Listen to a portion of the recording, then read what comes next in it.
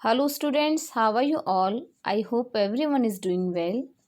So students, today I am going to teach you chapter 8, class 1. This is our chapter, and our chapter's name is this, that, these, those.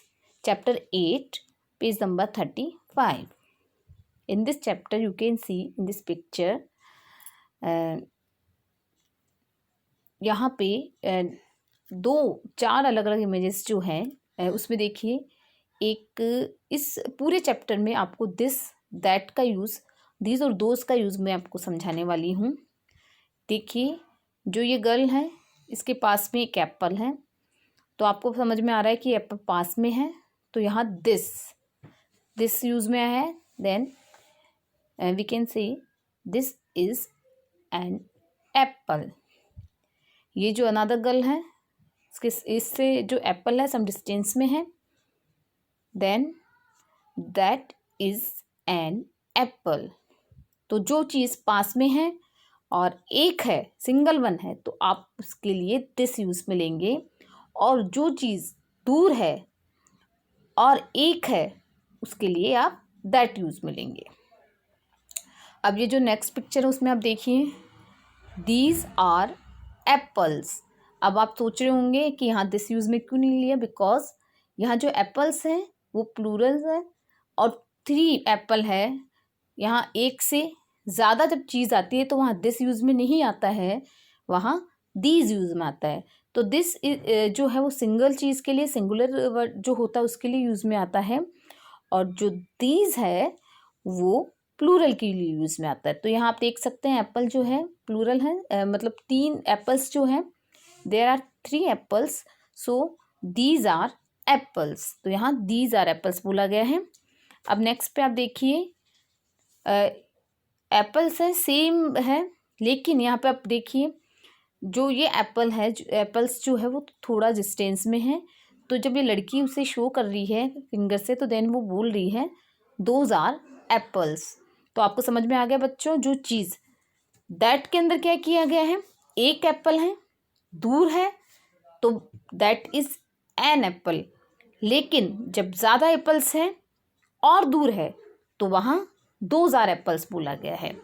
तो बच्चों, this and these are used for persons, animals, places and things which are near.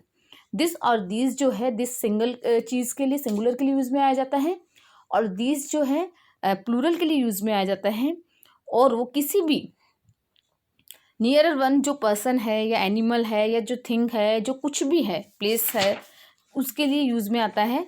लेकिन that and those are used for persons, animals, places and things which are far. That और those पता है कब use में आता है, जब कोई पर्सन, कोई एनिमल हमसे दूर है। This and that are used for one person और थिंग। दिस और दैट बच्चों सेकंड थिंग है, दिस और दैट जो है एक इंसान के लिए यूज़ में आता है, and these and those are used for more than one person और थिंग। दीज और दोज ज़्यादा लोगों के लिए, प्लूरल के लिए यूज़ में आता है। अब आपको ये चीज़ समझ में आ गई होगी। सो हम कुछ एक्सरसाइजेस जो हैं वो करेंगे। तो स्टूडेंट्स, पेज नंबर 36 पे हम लोग आएंगे। Turn the page. देखिए, एक्सरसाइज 1 है।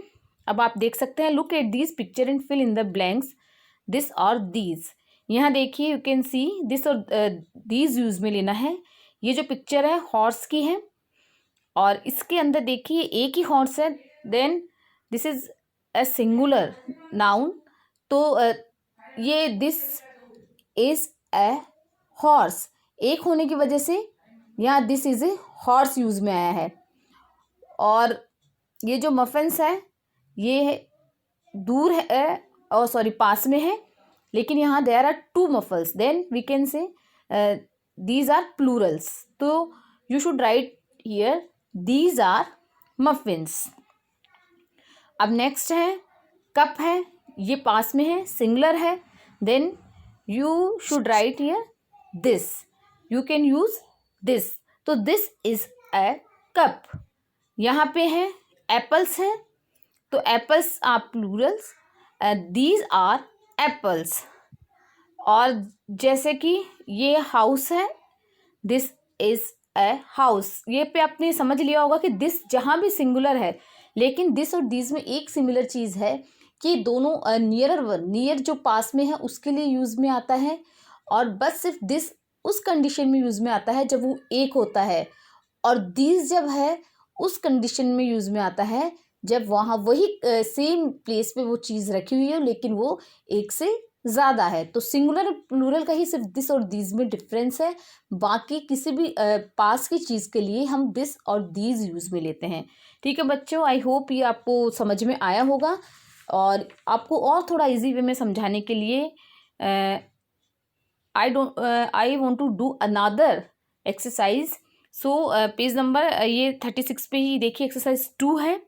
Look at the picture and fill in the blanks that और दोज। यहाँ दैट और दोज का आपको यूज लेना है, जैसे कि दैट इज ए ट्री। ये जो ट्री आपको नजर आ रहा है ये सिंगुलर है, एक ही है, यहाँ दैट इसलिए यूज में आया है। लेकिन बच्चों आप देखिए इस ट्री के अंदर मतलब जो डिफरेंस है, यू कैन सी ये थोड़ा सा दूर है, ट्री जो है दूर शो कर रहे हैं, तो यहाँ हमने दैट यूज में लिया है, लेकिन सिंगल है।